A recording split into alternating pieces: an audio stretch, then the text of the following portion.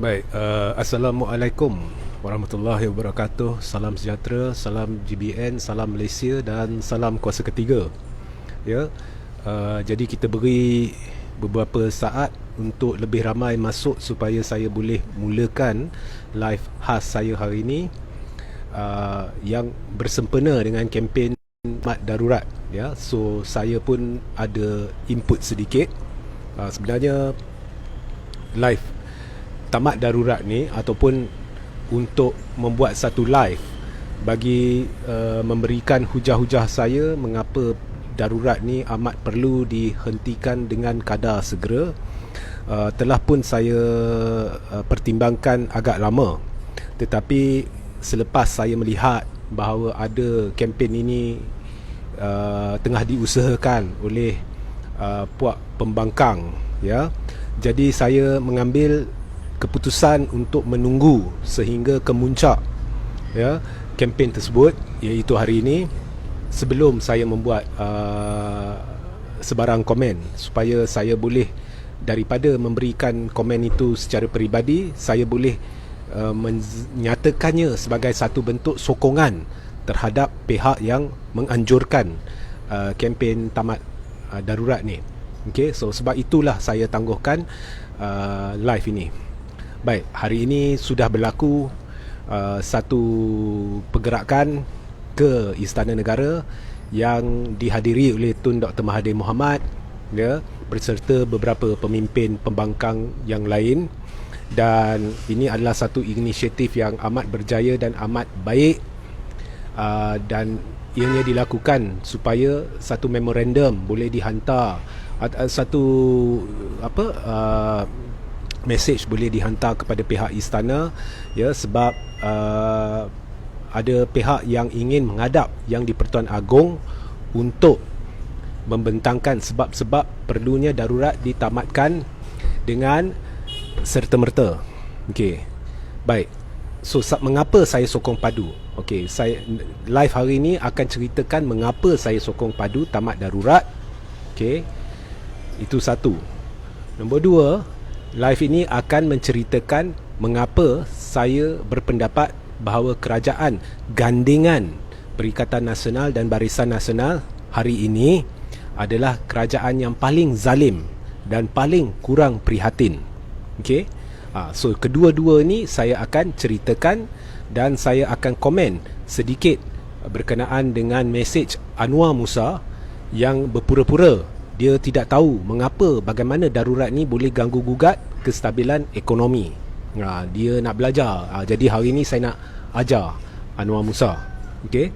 Dan bagi mereka yang meminta saya komen berkenaan artikel yang saya tulis baru-baru ni, yang selepas live ni saya akan letak di ruang komen, iaitu artikel di mana saya ceritakan mengapa sebenarnya Najib berbohong, ya, apabila berkata Najib berkata dia tidak tahu mengapa Barisan Nasional masih ada dalam kerajaan. Dia berpura-pura seolah-olah dia bukan dalangnya. Hakikatnya dialah punca sebenar Barisan Nasional masih lagi dalam kerajaan. Dan saya dah tulis artikel tu yang saya akan letak di ruang komen selepas live ni. Tapi ada orang minta saya buat live dan jelaskan sebab mereka ingin mendengar secara, saya menghujahkannya secara lisan, ya, sebab banyak pendedahan yang saya buat dalam artikel tersebut. Baik, saya berjanji saya akan buat live tersebut esok dan saya akan jelaskan secara terperinci mengapa Najib menipu. Hari ini Barisan Nasional masih dalam kerajaan disebabkan Najib tidak ingin Muhyiddin tumbang dalam masa terdekat. Okay, saya akan ceritakan. Saya juga akan ceritakan mengapa saya kata Rosmah Mansor adalah sebab utama Najib terdesak ingin kembali sebagai Perdana Menteri dan Presiden UMNO. Okay, so itu esok. Okay, baik, kita mulakan hari ini darurat. Okey, kerajaan pimpinan Tan Sri Muhyiddin Yassin sudah banyak mengeluarkan ugutan-ugutan terhadap rakyat agar tidak mempersoalkan ini, tidak mempersoalkan itu. Okey. Jadi kalau kamu teliti secara baik, ya, dengan berhati-hati, kalau ada soalan tanya apabila saya beritahu, tanya soalan baru tanya soalan. Okey. Jadi kalau kamu teliti, ianya adalah terhadap orang yang mempersoalkan darurat itu sendiri, dan ianya adalah bagi orang yang mempersoalkan isu majoriti dan sebagainya, ataupun COVID dan sebagainya. Tetapi apabila anda sebagai rakyat yang bebas bersuara, ada hak bersuara, anda mengemukakan fakta, anda mengemukakan satu perkara yang menyebabkan kekeliruan disebabkan kerajaan, bukan disebabkan anda, dan anda ingin kepastian, anda ingin jawapan, anda ingin nyatakan keresahan anda ingin nyatakan mengapa anda berfikir sesuatu, anda tidak melakukan apa-apa kesalahan, malah itu adalah hak dan tanggungjawab anda untuk menyuarakan perkara tersebut supaya kerajaan faham apa yang sedang berlaku terhadap rakyat. Dan itulah yang telah dilakukan hari ini oleh pihak yang menaja kempen tamat darurat, iaitu untuk menyampaikan suara rakyat kepada pihak istana.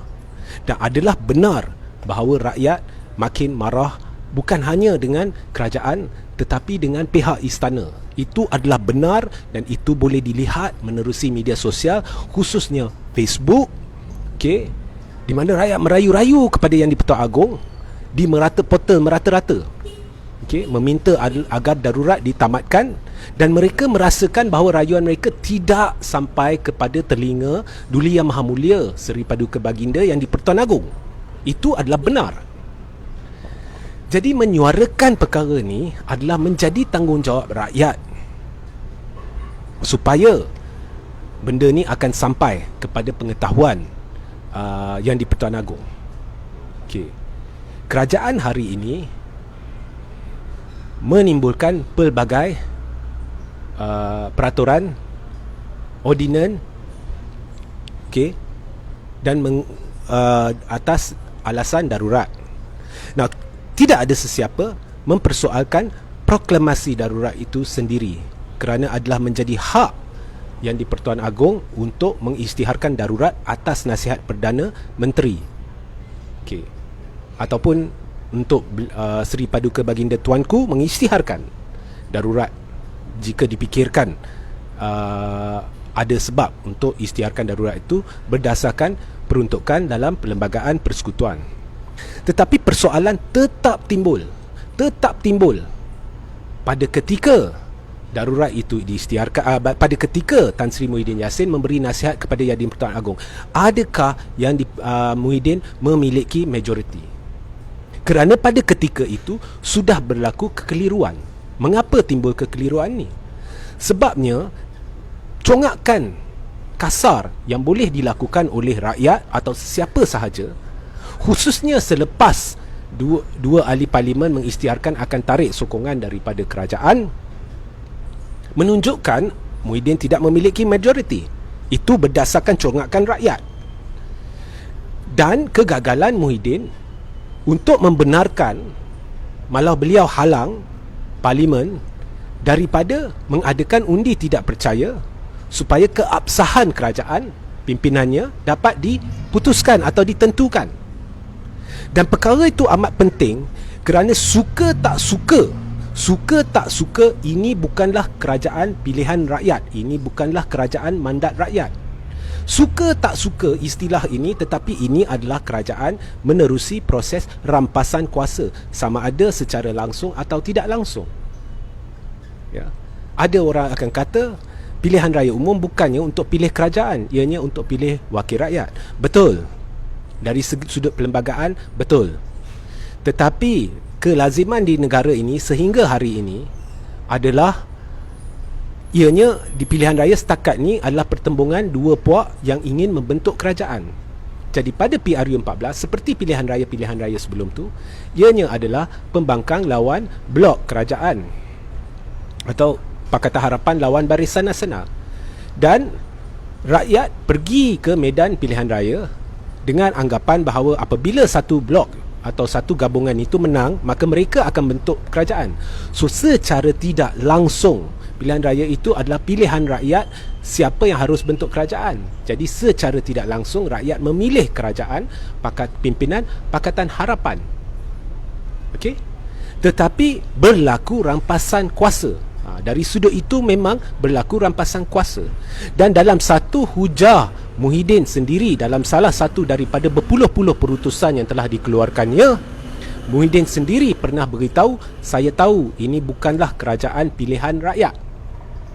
Jadi secara tidak langsung Muhyiddin mengaku bahawa ini bukanlah kerajaan pilihan rakyat.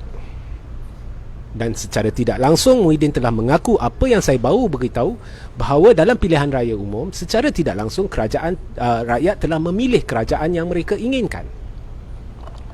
Jadi selepas rampasan kuasa ini, menjadi tanggungjawab kerajaan yang terbentuk itu untuk membuktikan keabsahannya, kerana kerajaan ini walaupun dah memerintah lebih setahun tetapi tidak berjaya mendapat majoriti yang boleh mengekang atau mengelakkan rakyat daripada keliru atau curiga bahawa kerajaan itu tidak memiliki majoriti.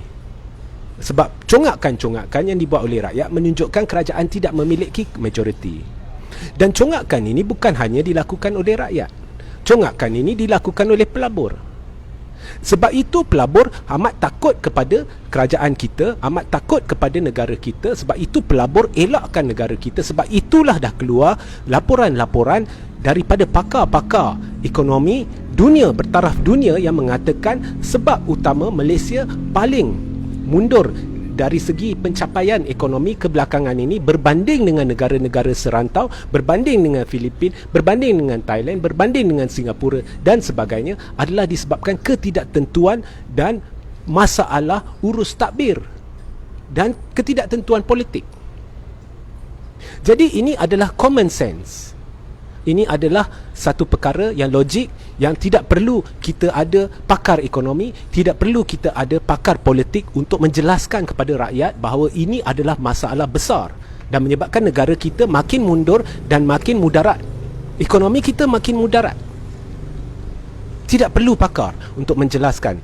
Jadi saya tak faham Anwar Musa mengapa dia tidak boleh faham perkara ni, walhal data-data sudah dikeluarkan dan diterbitkan oleh pakar-pakar.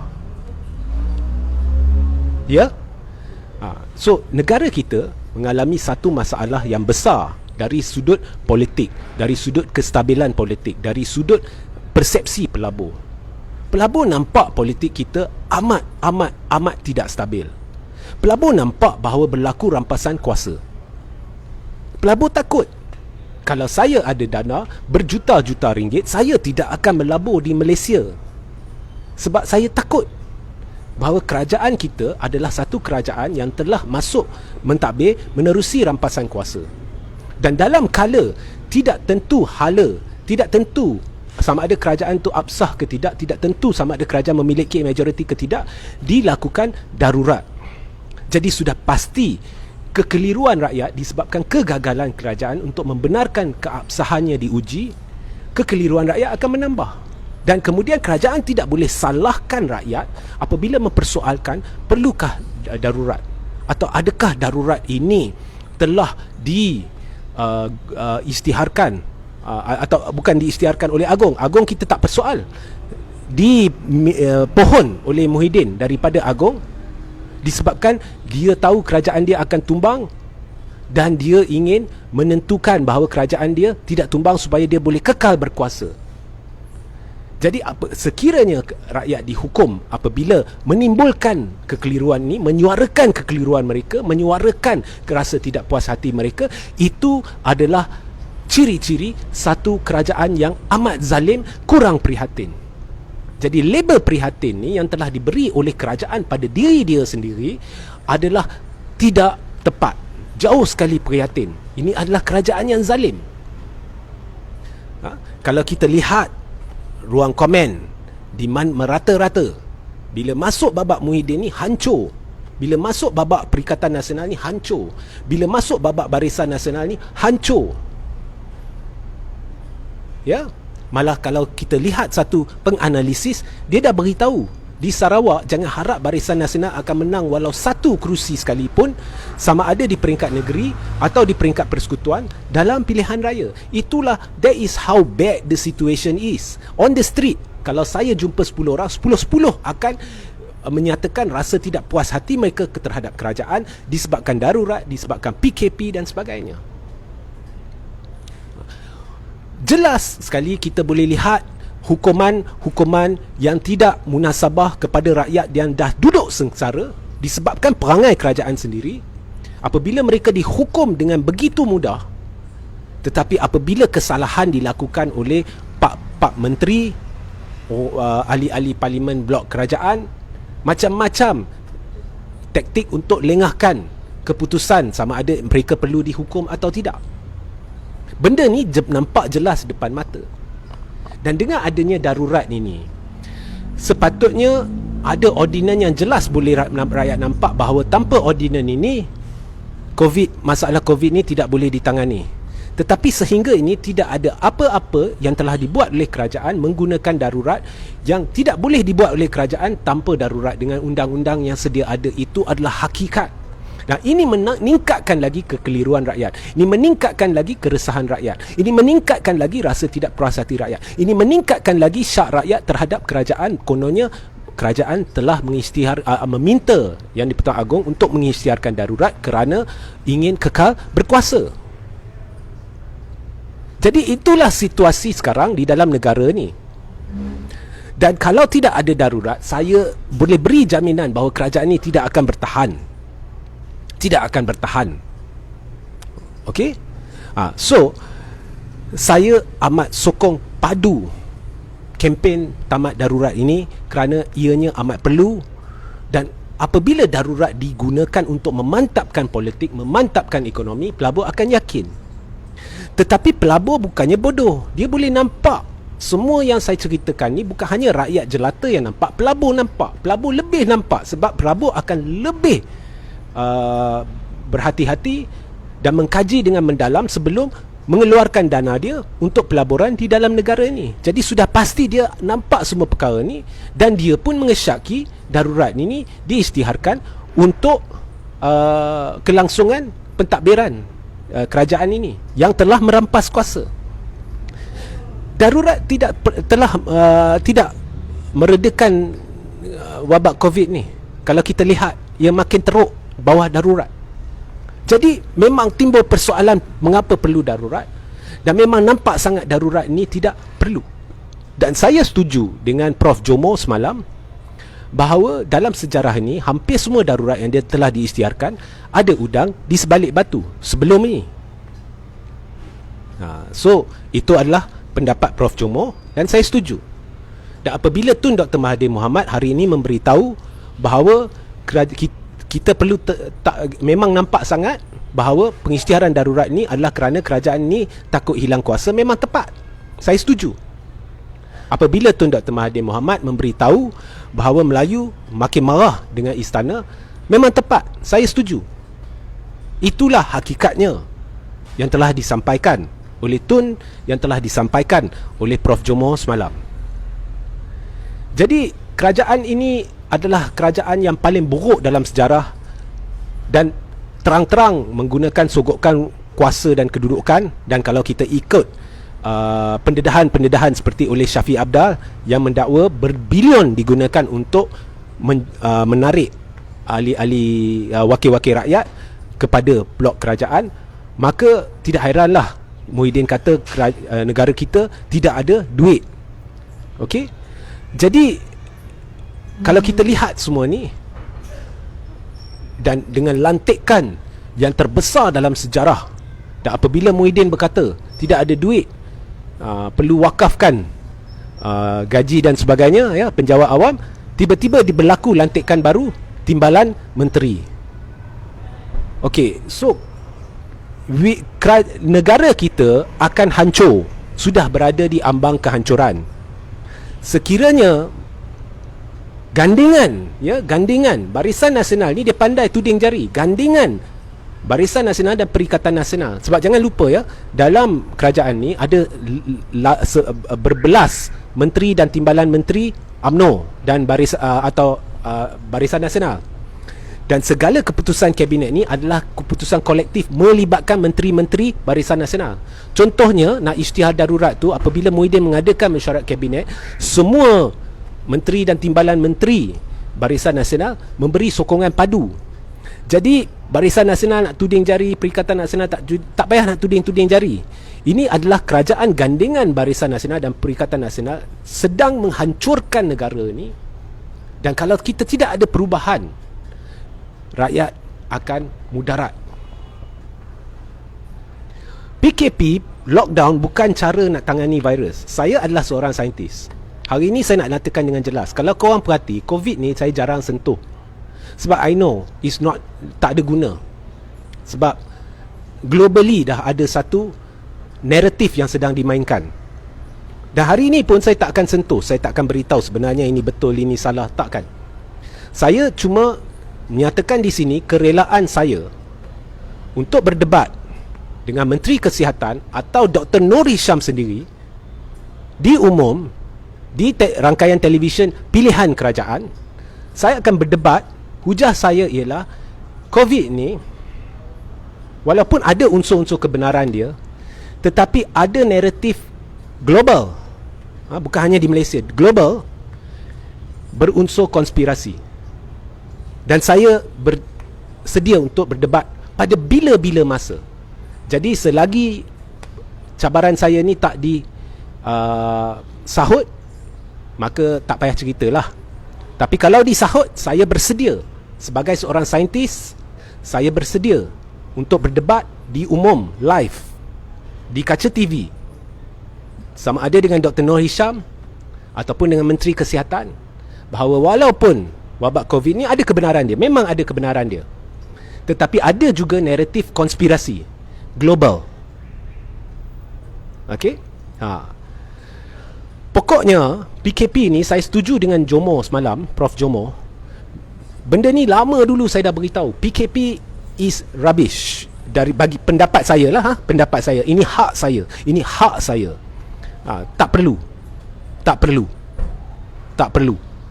Ini adalah langkah silap dan saya sanggup menghujahkan menerusi perdebatan. Sanggup. Lockdown ni tak perlu. Okey, tak perlu. Benda ni saya dah suarakan lama dulu. Ini hak saya, peribadi saya. Saya tak minta semua orang setuju dengan saya. Tapi saya setuju dengan Prof Jomo, you don't need it. Okay. So anyway, darurat ni is about time kita hentikan. Tidak ada siapa-siapa persoalkan hak yang di-Pertuan Agong untuk mengisytiharkan darurat. No. Tidak ada sesiapa. Bukan saya, bukan Tun, bukan Jomo, bukan sesiapa. Kita tahu yang di-Pertuan Agong ada hak untuk isytiharkan darurat dan kita hormati hak yang di-Pertuan Agong untuk isytiharkan darurat. Ini persoalannya motif kerajaan. Yang menjadi persoalan, yang menjadi isu kekeliruan, yang menyebabkan rakyat bingung, yang menyebabkan rakyat resah, disebabkan kerenah kerajaan sendiri. Kerajaan suruh rakyat duduk rumah sementara wabak COVID ni ditangani, tapi dia gagal tangani wabak COVID ni. Dan sambil itu dia berpolitik tak tentu hala depan mata di media, agihan kerusi, ini itu, terang-terang berpolitik depan mata, tak tentu hala. Tapi rakyat disuruh duduk rumah, jangan bergerak, ya, sampai bisnes kena tutup, rakyat terhimpit, jangan berpolitik sebab ini COVID, kita kena lawan COVID. Rakyat cukup marah.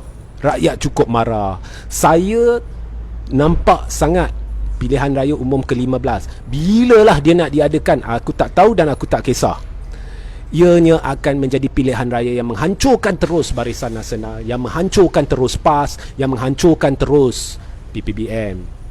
Kemarahan ni tak boleh diatasi. Taktik yang sedang digunakan oleh Muhyiddin adalah old school dan dia masih merasakan ianya akan berjaya sebab after long time rakyat get fed up and then dia akan terima sahaja. No, this has been proven to be wrong in GE14 and things are getting very bad, very heated. Bukan disebabkan rakyat, bukan disebabkan pembangkang, disebabkan kerajaan. Isu resis hari ini makin teruk. Dulu dituding jari kepada DAP, hari ini kerajaan ni kononnya Melayu Islam, makin teruk. So tamatkanlah darurat ni.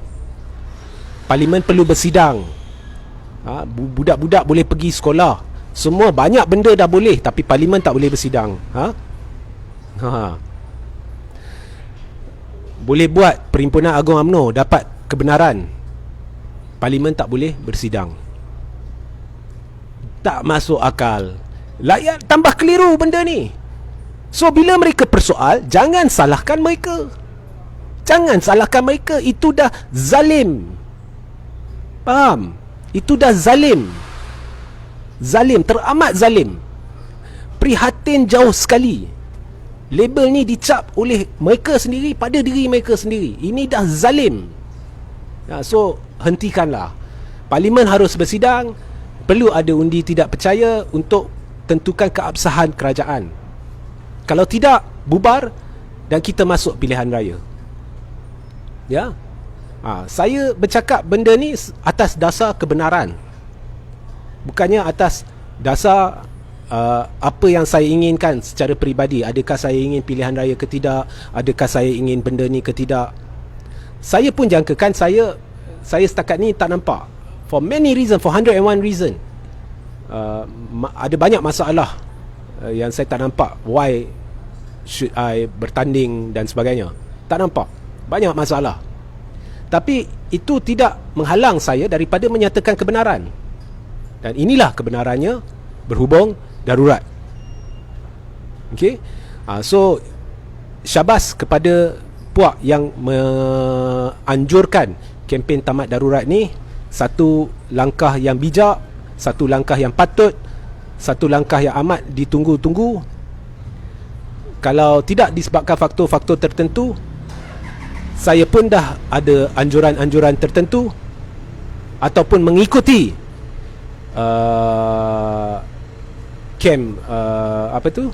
tamat darurat ni. Tapi saya tak boleh, ya. So itulah pencerahan saya. Jangan lupa bersama saya esok, di mana saya akan jelaskan secara terperinci mengapa Najib menipu. Sebenarnya Barisan Nasional masih ada dalam kerajaan sebab Najib sendiri tidak ingin Muhyiddin tumbang dalam masa terdekat. Okey. So sebentar lagi saya akan letak link kepada saluran Telegram saya di dalam ruang komen. Jadi pastikan anda sertai saluran Telegram saya. Sehingga kita berjumpa esok. Assalamualaikum, salam sejahtera, salam GBN, salam Malaysia dan salam Kuasa Ketiga.